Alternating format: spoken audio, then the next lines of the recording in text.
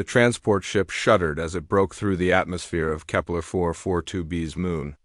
Lisa Martinez pressed her face against the small window and watched the Galactic Defense Academy grow larger below them. The massive structure looked like a metal city floating in space, with hundreds of towers and training facilities connected by covered bridges. Ships from dozens of different worlds docked at the station every day, bringing new cadets from across the galaxy. Lisa felt her stomach twist with nerves. She was 19 years old and had never been this far from Earth. The longest trip she had ever taken before was from her home in Texas to the recruitment center in California. Now she was millions of miles away from everything she knew about. To train alongside aliens she had only seen in videos and news reports, the other passengers on the transport were mostly alien cadets reporting for their first year at the academy. Lisa counted at least 6 different species in the cramped passenger compartment. There were 2 tall blue-skinned creatures with 4 arms who spoke in clicking sounds. A group of short furry beings sat together near the front, their large eyes constantly moving to watch everything around them. One passenger looked almost human except for the silver skin and completely black eyes that seemed to stare right through her. None of them spoke to Lisa, or the 3 other human cadets on the transport. Jake Morrison sat across from her, reading training manuals on his tablet. Amy Carter had fallen asleep against the window, her mouth slightly open.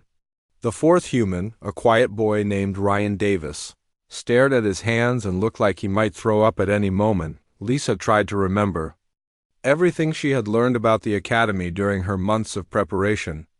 The Galactic Defense Academy had been training military officers for over 300 years. Every major species in the Interstellar Alliance sent their best young people there to learn tactics, strategy, and leadership. Graduates went on to command fleets, run space stations, and protect the borders of civilized space from pirates and hostile aliens. Humans had only been part of the Alliance for 18 months. Before that, Earth was just another isolated world that nobody paid much attention to. Everything changed during the Proxima border conflict, when human ships helped Alliance forces defeat a group of raiders who had been attacking mining colonies. The Alliance leaders were impressed by how quickly humans learned to fight in space, and how well they worked with alien crews. Lisa remembered watching the news, reports about the first human officers joining Alliance fleets. Her older brother had signed up for the Merchant Marines and was already serving on a cargo ship that traveled between Earth and the outer colonies. Lisa wanted to do something more important than hauling supplies. She wanted to command her own ship someday and explore the unknown regions of space that no one had mapped yet. The transport docked with a loud clang that made everyone grab their seats. Lisa picked up her single bag of belongings and followed the other passengers through the airlock. The docking bay was enormous, with ships of every size and shape coming and going constantly. The air smelled like metal and engine fuel, with strange undertones that she could not identify. A tall alien in a crisp military uniform stood near the entrance holding a tablet. His skin was dark gray and covered in small scales. 2 sets of arms moved independently as he checked names against his list and pointed cadets toward different corridors. When Lisa approached him, he looked down at her with large golden eyes that had no pupils. "Human Cadet Lisa Martinez," she said, trying to keep her voice steady. The alien made a note on his tablet. With one hand while the other 3 continued to direct traffic. Barracks Level 7, Section 12. Follow the blue lights in the corridor. Report to Commander Vexhai for orientation at 1400 hours. His voice sounded like gravel being poured into a metal bucket. Lisa followed the blue lights through corridors that seemed to stretch forever. The academy was much bigger inside than it looked from the transport. Every surface was made of the same gray metal, with lights embedded in the walls that provided a cold white glow. Signs in dozens of different languages pointed toward various training facilities, classrooms, and living areas. Other cadets walked past her in small groups, talking in languages she did not recognize. Most of them wore the same gray uniform that had been waiting in her assigned room, but some wore different colors that probably indicated their year or specialty. Lisa noticed that all of them moved with confidence, like they belonged here. She felt like a tourist who had wandered into the wrong building. Barracks Level 7 was quieter than the main corridors. Lisa found Section 12 and located her room number on a small plaque next to the door. The room was barely large enough for a narrow bed, a small desk, and a storage locker. A single window looked out into space, where she could see other parts of the academy stretching away in all directions. Amy Carter was already unpacking in the room next door. She stuck her head out when she heard Lisa arrive. "Can you believe this place?" Amy said, her eyes wide with excitement. "I saw a creature in the elevator that looked like a walking tree. It was wearing a uniform and everything." Lisa sat on her bed and tried to process everything that had happened in the last few hours. 6 months ago, she had been working part-time at a restaurant while taking classes at the local community college. She had never imagined she would end up training to become a military officer alongside aliens from other worlds. The orientation meeting was held in a large auditorium filled with hundreds of new cadets. Commander Vexhai was the same species as the alien who had directed her in the docking bay, but older and more scarred. His uniform was covered with ribbons and medals that probably represented battles and campaigns that happened before humans even knew there were other intelligent species in the galaxy. "You are here because your governments believe you have the potential to become officers in the Alliance Defense Forces," Commander Vexhai announced, his voice echoing through the auditorium. "Most of you will not graduate. Those who do will spend their careers protecting trillions of beings across hundreds of worlds. The training you receive here will determine whether you are worthy of that responsibility." Lisa looked around the auditorium and realized that she and the other humans were scattered throughout the crowd like small islands. They were outnumbered by at least 50 to 1. Every other species seemed to have dozens or even hundreds of cadets in their first-year class. The humans were clearly the newest and smallest group at the academy. Commander Vexhai continued his speech, explaining the academic requirements, physical training standards, and disciplinary codes that would govern their lives for the next 4 years. Lisa tried to pay attention, but she kept noticing how the alien cadets near her would glance in her direction with expressions she could not read. Some looked curious, others seemed dismissive or even hostile. When the orientation ended, Lisa walked back to her room through corridors that felt less overwhelming now that she had a better sense of the academy's layout. She passed training rooms where older cadets practiced combat techniques and classrooms where instructors from different species taught subjects she had never heard of. Everything here was designed to turn young people from dozens of different worlds into a unified military force that could work together despite their biological and cultural differences. Lisa knew that the next 4 years would be the hardest of her life. She also knew that this was exactly where she wanted to be. 3 months had passed since Lisa first walked through the doors of the Galactic Defense Academy. The gray corridors that once seemed cold and unwelcoming now felt familiar, though she still got lost sometimes when trying to find the more remote training facilities. Her daily routine had become a careful balance of classes, physical training, and studying late into the night to keep up with subjects that seemed designed for minds that worked differently than human brains. The mathematics classes were the worst. Professor Kriltax taught advanced calculations using a base 16 number system that made Lisa's head spin. While her alien classmates solved equations with ease, Lisa struggled to convert the problems into base 10 numbers she could actually understand. The professor's 4 eyes would focus on her with obvious irritation whenever she asked for clarification, and his responses always carried the tone of someone explaining basic concepts to a slow child.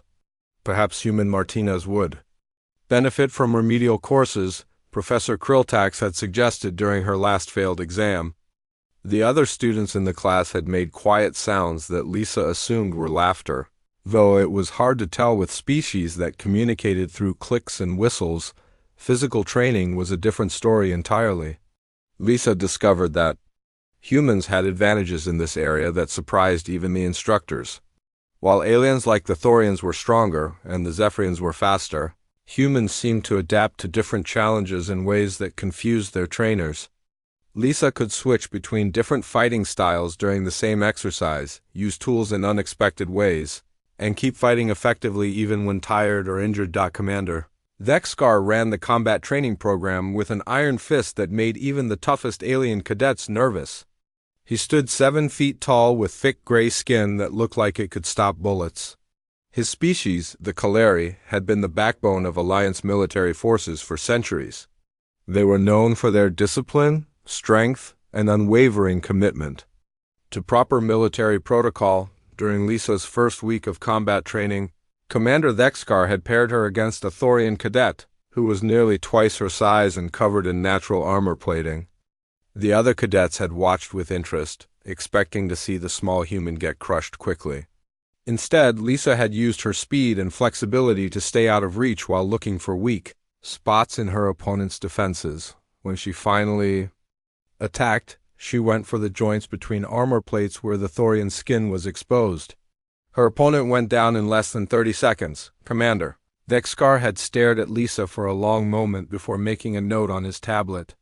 "Unorthodox techniques," he had said, his voice carrying clear disapproval.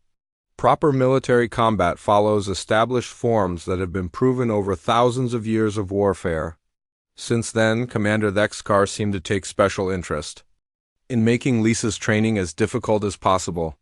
He paired her against larger and stronger opponents every day, set up scenarios where she was outnumbered, and criticized her fighting style as chaotic and undisciplined.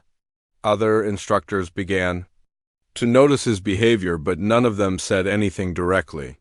The Kaleri had too much influence at the Academy for junior faculty to question their methods. Lisa's fellow human cadets were facing similar challenges in their own classes. Jake Morrison was struggling with tactical theory that assumed all military units would follow rigid command structures. Human military history was full of successful battles won by soldiers who ignored orders and adapted to changing situations. But that kind of flexibility was considered dangerous by alien military doctrine. Amy Carter had problems in her engineering courses where professors expected students to memorize exact procedures for maintaining different types of equipment. Amy kept suggesting improvements and modifications that would make the systems work better, but her instructors saw these ideas as dangerous deviations from proven designs. Ryan Davis had been assigned to communications training where he was learning to operate the complex translation systems that allowed different species to work together. His human brain seemed naturally good at picking up the patterns in alien languages, but his instructors worried that he relied too much on intuition. Instead of following proper protocols, the social dynamics at the academy were just as challenging as the academic work. Most alien cadets came from species that had been part of the Alliance for generations. They grew up hearing stories about famous battles and legendary commanders from their own cultures. Humans had no such history to draw upon, which made them outsiders in almost every conversation. Mealtimes were particularly awkward. The dining facilities served food that was safe for all species to eat, but most of it tasted like cardboard to human palates. Lisa had learned to trade her meat rations to carnivorous aliens in exchange for fruits and vegetables that actually had flavor. These small interactions were often the only positive contact she had with non-human cadets during the day. The alien students seemed genuinely puzzled by human behavior in ways that went beyond cultural differences. Lisa's emotional expressions confused them because humans showed feelings more openly than most species. When she smiled at classmates or tried to make friendly conversation, they often backed away as if she had done something threatening. One evening, Lisa overheard two Vorthek cadets discussing the human students in their telepathic language. She could not understand their thoughts directly, but their body language made it clear they were talking about something unpleasant. When they noticed her watching, one of them spoke aloud in the common trading language. "We wonder why humans show their teeth so often," the Vorthok said, his large head tilting to one side. "In most species, baring teeth is a sign of aggression or preparation for attack." Lisa realized that what humans considered a friendly smile looked like a threat display to many aliens. She tried to explain that humans smiled to show happiness or friendship, but the Vorthok just looked more confused. How could showing weapons be a sign of peaceful intentions? These misunderstandings happened constantly and were wearing down the human cadet's confidence. Lisa found herself becoming more withdrawn and defensive as the weeks passed. She stopped trying to make friends outside her own species and focused entirely on proving that humans belonged at the academy through their performance in training exercises. The breaking point came during a joint exercise where human and alien cadets were supposed to work together to solve a tactical problem. Commander Thexkar had designed a scenario where a mixed unit needed to assault a fortified position, using coordinated attacks from multiple directions. The alien cadets automatically assumed leadership roles and began planning an approach that followed standard military doctrine. Jake Morrison suggested a different strategy that would use the humans' adaptability and unpredictable fighting style to create confusion among the defenders. The alien cadets dismissed his idea immediately, insisting that proper military operations required discipline and coordination, not improvisation. When the exercise began, the alien cadets executed their plan perfectly according to established tactical principles. They also failed completely because the defenders had prepared for exactly the kind of attack that standard doctrine would recommend. Meanwhile, the human cadets, who had been relegated to support roles, began improvising their own approach to the problem. Lisa found herself working with Amy and Ryan to attack the fortified position from an angle that no one had considered. They used equipment in ways it was not designed for, created diversions that confused the defenders, and adapted their strategy continuously as the situation changed. Within minutes, they had breached the defenses and captured the objective, while the main alien force was still trying to execute their original plan. Commander Thexkar was not pleased with the results. Instead of acknowledging that the humans had succeeded where traditional tactics had failed, he criticized their methods as reckless and unprofessional. The victory felt hollow when their commanding officer refused to admit that they had done anything worthwhile. The main gymnasium buzzed with activity as cadets from different species practiced combat techniques under the watchful eyes of their instructors. Lisa stood at the edge of the training mat, stretching her muscles and trying to focus on the upcoming sparring session. Commander Thexkar prowled between the various training areas like a predator looking for weakness, his golden eyes constantly scanning for cadets who might be breaking proper form or showing insufficient discipline. Today's training focused on hand-to-hand combat against opponents from different species. Lisa had been paired with a Thorian cadet named Grix, who stood nearly 8 feet tall and weighed at least 3 times as much as she did. His thick armor plating covered most of his body, leaving only small gaps at the joints where softer tissue was exposed. Other cadets gathered around their training mat to watch what they expected would be a very short fight. Grix moved forward with the slow confidence of someone who had never lost a physical contest. His species relied on overwhelming strength and natural armor to defeat opponents, and their fighting style reflected this advantage.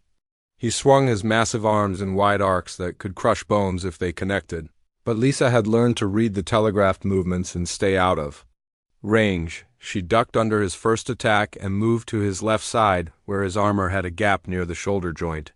Her quick jab to the exposed area made Grix grunt with surprise and pain. He spun toward her much faster than his size suggested was possible, but Lisa was already moving to a new position. She had studied recordings of Thorian combat techniques and knew that their armor made them slow to change direction once they committed to an attack. The watching cadets began to murmur among themselves as Lisa continued to avoid Grix's attacks while landing quick strikes at vulnerable points. This was not how combat was supposed to work according to established military doctrine. Proper fighting technique emphasized strength, discipline, and the use of proven forms that had been tested in countless battles. Lisa's approach looked more like dancing than serious combat training. Commander Thexkar stepped closer to their training mat, his expression growing darker with each exchange. Lisa could feel his disapproval radiating like heat from a furnace, but she continued to focus on her opponent. Grix was getting frustrated and making larger, more reckless attacks that left him increasingly off balance. Lisa waited for the right moment. and then swept his legs while he was overextended from a missed punch. The massive Thorian crashed to the training mat with a sound like falling rocks. The gymnasium fell silent as every cadet and instructor turned to stare at the small human standing over her defeated opponent. Grix struggled to get back to his feet, his pride more damaged than his body.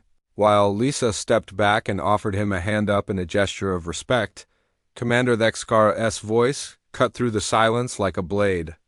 Unacceptable, he strode onto the training mat with his hands clenched into fists, his towering frame casting a shadow over Lisa.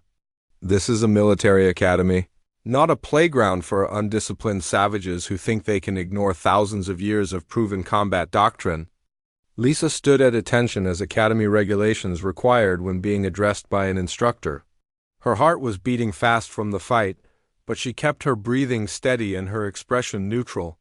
She had learned that showing emotion during these confrontations only made Commander Thexkar angrier.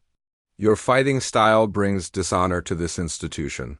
The Kaleri commander continued, his voice growing louder with each word. You fight like a wild animal, using trickery and cheap tactics instead of proper military technique. How do you expect to lead soldiers in battle when you cannot even engage an opponent with dignity and discipline? The other cadets watched in uncomfortable silence. Lisa could see Jake Morrison and Amy Carter standing near the edge of the crowd, their faces tight with worry. Several alien cadets looked confused by the intensity of Commander Thexkar's reaction, but none of them seemed willing to speak up in defense of human fighting methods. In real combat, soldiers must be able to trust their officers to make decisions based on established tactical principles, Commander Thexkar said, beginning to pace around Lisa like a predator circling wounded prey. They cannot follow leaders who abandon proven strategies in favor of chaotic improvisation. Your species may think that unpredictability is a virtue, but in military operations, it gets people killed. Lisa remained silent, knowing that any response would only escalate the situation. She had learned this lesson during previous confrontations with the commander. The best strategy was to endure his criticism without reaction and hope that he would eventually move on to criticizing someone else, but today felt different. Commander Thexkar seemed more agitated than usual, and his criticism was becoming more personal with each sentence. He began questioning not just Lisa's fighting technique, but her intelligence, her species' fitness for military service, and her right to be at the academy at all. Perhaps humans would be better suited to support roles, he said, his voice dripping with contempt. Loading cargo, maintaining equipment, serving meals to real soldiers. Combat requires discipline and honor, qualities that your species clearly lacks. Lisa felt something hot and dangerous building in her chest, but she forced herself to remain calm. She thought about her brother serving on merchant ships in dangerous space lanes, about the human pilots who had fought alongside Alliance forces during the Proxima border conflict, about all the people back on Earth who were counting on her to prove that humans belonged among the stars. The other instructors in the gymnasium were beginning to look uncomfortable with Commander Thexkar's tirade. Even by Kaleri standards, his behavior was becoming excessive. Several alien cadets shifted nervously as they realized they were watching something that went beyond normal military discipline. Commander Thexkar stepped closer to Lisa, using his height advantage to loom over her in a way that felt more like intimidation than instruction. His golden eyes burned with anger and something else that Lisa could not identify. Perhaps it was fear that human adaptability might threaten the rigid military hierarchy that his species had dominated for centuries. Your victory today was meaningless, he said, his voice dropping to a menacing whisper that only Lisa could hear. In real combat, you would be dead within seconds. Proper soldiers do not waste time with fancy footwork and clever tricks. They use strength, discipline, and proven techniques to crush their enemies quickly and efficiently. Lisa could smell the strange metallic scent of Kaleri's sweat and feel the heat radiating from his large body. Every instinct told her to step back and create distance, but academy regulations required cadets to maintain their position when being addressed by an instructor. She was trapped between her training and her growing sense that this situation was spiraling beyond normal disciplinary boundaries. "You think you are clever?" Commander Thexgar continued, his voice becoming more personal and vicious. "But cleverness is not enough when facing real enemies who want to kill you and everyone under your command. Your species is too young, too weak, and too undisciplined to understand what military service really means." The gymnasium had become completely silent except for Commander Thexgar's voice. Even the other instructors had stopped their own training sessions to watch what was happening on the central mat. Lisa could feel dozens of eyes watching her, waiting to see how she would respond to this unprecedented attack on her character and her species. That was when Commander Thexgar made the mistake that would change everything. Believing that humans were naturally submissive to authority figures like most other Alliance species, he decided that a physical demonstration of dominance was necessary to drive home his point about proper military hierarchy. Commander Thexgar raised his massive hand and brought it down across Lisa's face in what his species considered a corrective strike. Among the Kaleri, this kind of physical discipline was common and expected when dealing with subordinates who showed disrespect or failed to understand their place in the military hierarchy. The blow was not intended to cause serious injury, but rather to reinforce authority and remind the recipient of proper behavior. The sound of the impact echoed through the gymnasium like a gunshot. Every cadet and instructor froze as they watched. The 7-foot alien struck the small human who had been standing at attention according to Academy regulations. For a moment that seemed to stretch forever, nobody moved or spoke or even breathed. Lisa felt the sting of the blow across her cheek and jaw, but her mind was already processing what had just happened with the lightning speed that had kept humans alive for millions of years on a dangerous planet. Her nervous system, evolved from countless generations of ancestors who had survived by reacting faster than the predators that hunted them, kicked into overdrive before her conscious thoughts could even catch up. Human reflexes operated on a different timescale than most alien species could comprehend. Where other races had evolved from prey animals that relied on camouflage or herd protection, or from apex predators that used overwhelming size and strength, humans had developed as persistence hunters who chased down their prey across vast distances. This evolutionary path had given them something unique in the galaxy, the ability to process threats and respond to them in fractions of a second. Commander Thexgar was still following through on his disciplinary strike, confident that he had made his point about human weakness and the importance of proper military respect. His golden eyes showed satisfaction at having put the troublesome cadet in her place, and he was already planning the lecture he would give about the consequences of challenging established authority. But Lisa was no longer the same person who had been standing at attention just moments before. Her human brain had identified a threat and triggered responses that bypassed conscious thought entirely. Every muscle in her body coiled with potential energy while her vision sharpened to focus on the alien's vulnerable points. Time seemed to slow down as her enhanced reflexes calculated angles, distances, and the exact amount of force needed to neutralize the danger. Her elbow came up in a perfect arc that caught Commander Thexgar completely unprepared. The Kaleri had evolved from large herbivores that used their strength to crush tough vegetation and intimidate rivals through displays of dominance. Their jaws were powerful but not designed to absorb impacts from unexpected angles. Lisa's strike hit the sweet spot, where bone met cartilage with surgical precision. The crack of breaking bone was even louder than the original slap had been. Commander Thexgar's jaw shattered like glass, sending fragments of tooth and bone through his mouth while his head snapped back from the force of the blow. Purple blood, the color of Kaleri circulation fluid, sprayed across the training mat in a wide arc that splattered several nearby cadets. The massive alien instructor toppled backward, like a falling tree, unconscious before his body hit the floor. His legs twitched once and then went still as his nervous system shut down to protect his brain from the trauma. The only sound in the gymnasium was the wet dripping of blood from his broken mouth onto the metal floor. Lisa stood exactly where she had been before the confrontation began, her elbow still raised in the follow-through position of her strike. Her breathing was calm and controlled, her stance perfectly balanced, and her eyes completely focused. She had not lost her temper, or flown into a rage like many species did when threatened. Instead, she had simply responded to danger with the efficient brutality that her ancestors had used to survive on Earth for countless generations. The silence stretched for what felt like hours but was probably only seconds. Every alien in the gymnasium stared at the scene with expressions that ranged from shock to horror to something that might have been fear.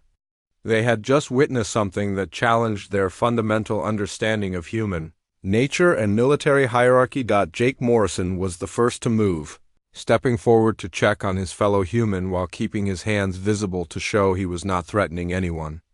Amy Carter moved to Lisa's other side, her medical training taking over as she scanned for signs of injury or shock. Ryan Davis positioned himself where he could watch the crowd of alien cadets, many of whom were backing away from the training.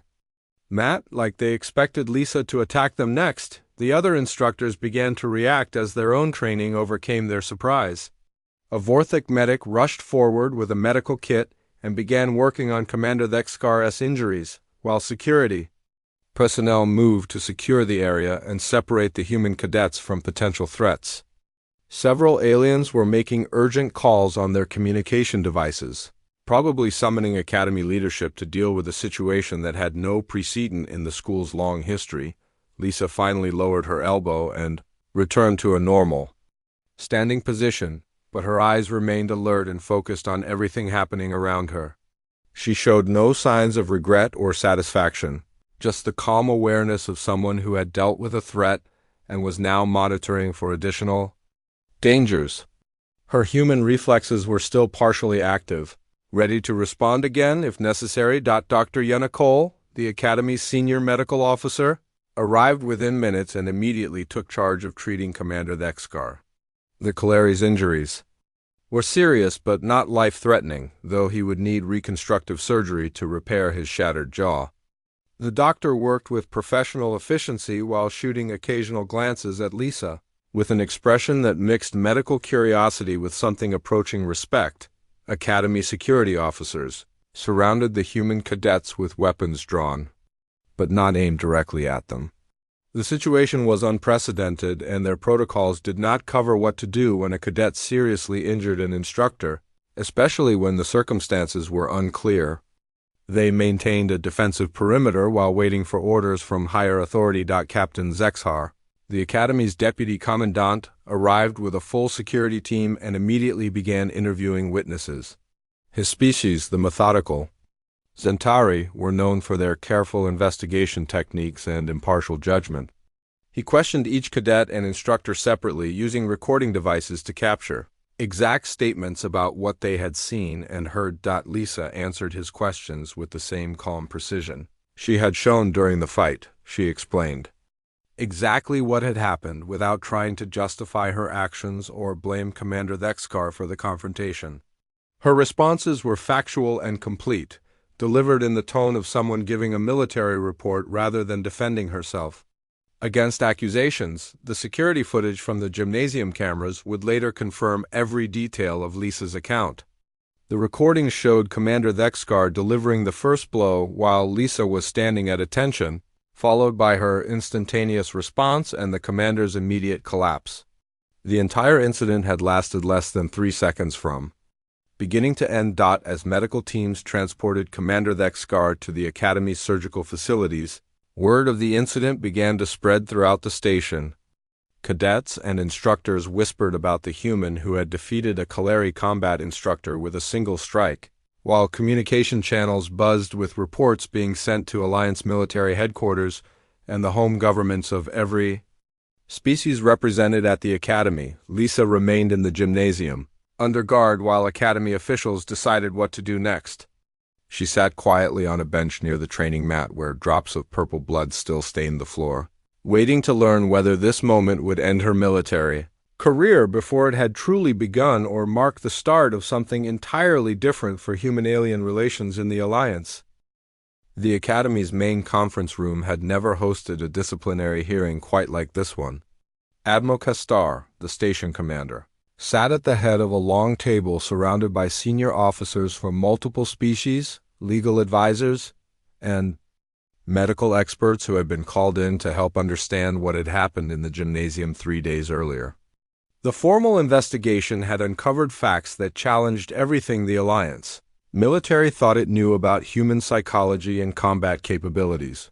Lisa sat alone at a smaller table facing the review board, wearing her dress uniform, and maintaining the same calm composure she had shown since the incident. Her fellow human cadets had been confined to quarters pending the outcome of the hearing, while alien cadets whispered rumors and theories throughout the academy about what would happen to the human who had broken an instructor's jaw with a single strike. Dr. Elena Rodriguez, the academy's xenopsychology specialist, stood at a holographic display showing brain scans and evolutionary data that most of the officers in the room had never seen before. Her presentation had been going on for nearly an hour as she explained the biological and psychological factors that made human reflexes unique among known species in the galaxy. The key difference is reaction time, Dr. Rodriguez said, highlighting sections of brain imagery that showed neural pathways firing at incredible speeds. Most species in the Alliance evolved as either large predators who relied on strength and armor, or as prey animals who used camouflage and hiding to survive. Humans developed as persistence hunters who chased their prey across vast distances, which required split-second decision-making and rapid physical responses. Admiral Kestar studied the data with the careful attention of someone who had spent decades learning to understand the capabilities and limitations of different species under his command. "Are you saying that Cadet Martinez's response was involuntary?" Dr. Rodriguez nodded. When Commander Thexkar struck her, every instinct developed over millions of years of evolution told her she was under attack by a larger predator. Her nervous system responded before her conscious mind could even process what was happening. The remarkable thing is not that she fought back, but that she showed such restraint in her response. The medical reports from Commander Thexkar's treatment supported this assessment. Despite the dramatic appearance of his injuries, the damage was precisely calculated to neutralize the threat without causing permanent harm. A human strike with full killing intent would have driven bone fragments into his brain and ended his life instantly. Captain Vorthau, the Academy's senior legal officer, reviewed the charges that had been filed against Lisa. Assault on a superior officer, violation of Academy discipline codes, and conduct unbecoming a cadet. Under normal circumstances, these charges would result in immediate expulsion and possible criminal prosecution. But these were not normal circumstances. The security footage clearly showed Commander Thexkar delivering the first blow while Lisa was standing at attention according to regulations. Under Alliance law and Academy rules, cadets had the right to defend themselves against unprovoked attacks, even from instructors. The legal case against Lisa was complicated by the fact that she had technically acted in legitimate self-defense. Admiral Kestar turned his attention to Lisa, who had been sitting quietly throughout the entire proceeding. "Cadet Martinez, do you have anything to say about these events?" Lisa stood and faced the review board with the same military bearing she had maintained since arriving at the Academy. "I followed my training and Academy regulations to the best of my ability, sir. When Commander Thexkar struck me, my body responded to neutralize what it perceived as a threat. I did not intend to cause serious injury, but I will not apologize for defending myself when attacked." Her answer impressed several members of the review board who had expected either defiance or groveling apologies. Lisa showed neither anger nor remorse, just professional acceptance of the consequences of her actions. This calm response was itself evidence of the emotional control and mental discipline that made humans potentially valuable military officers.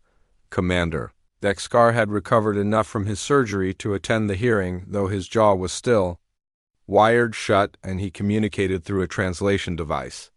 When asked to explain his actions, he admitted that he had struck Lisa as a disciplinary measure, but claimed he had not intended it as a serious attack.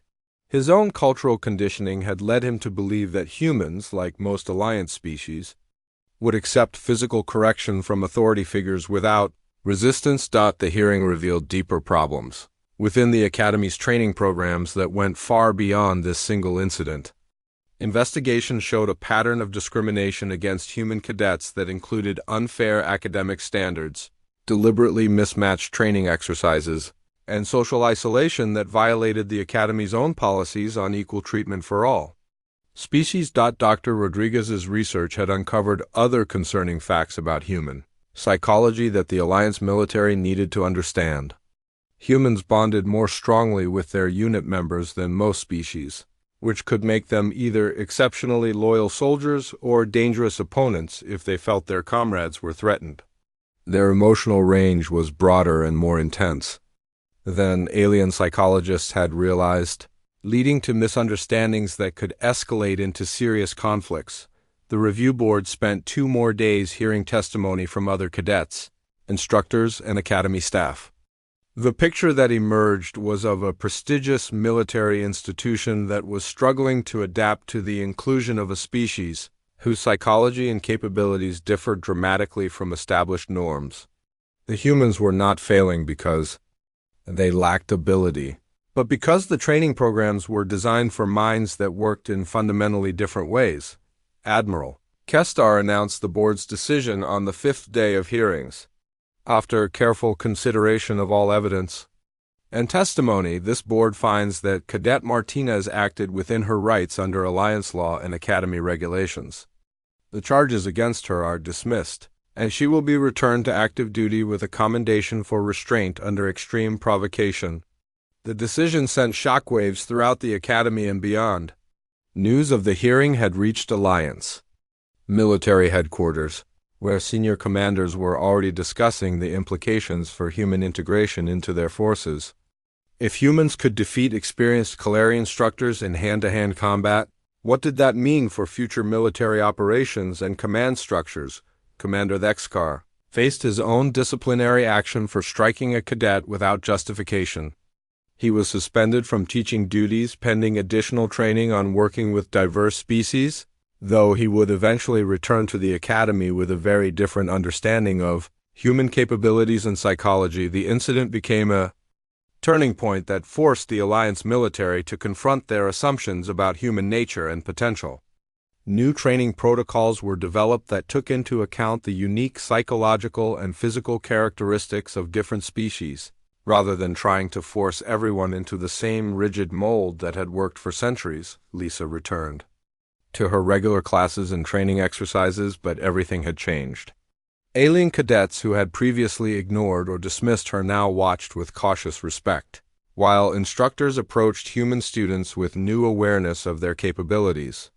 The humans were no longer seen as weak newcomers who needed to prove themselves worthy of acceptance. 6 months later, Lisa graduated at the top of her class and received assignment to the Alliance cruiser Meridian as a junior tactical officer. Commander Thexkar, who had recovered fully from his injuries, attended her graduation ceremony and publicly congratulated her on her achievements. Their confrontation had taught both of them valuable lessons about respect, understanding, and the importance of recognizing strength in forms they had never expected.